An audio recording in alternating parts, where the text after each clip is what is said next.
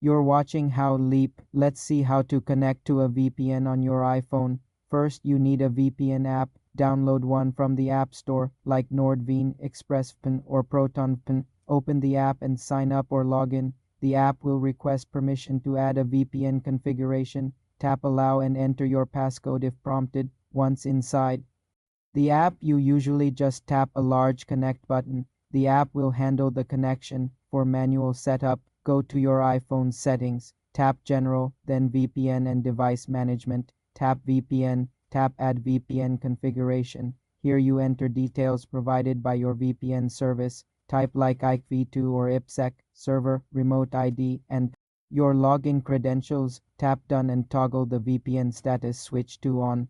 A VPN icon will appear in your status bar when connected. To disconnect, return to Settings. Tap the eye next to your VPN and toggle it off, or simply open your VPN app and tap Disconnect. Using a VPN encrypts your internet traffic and can help protect your privacy on public Wi-Fi. For more simple iPhone security tutorials, subscribe to the channel.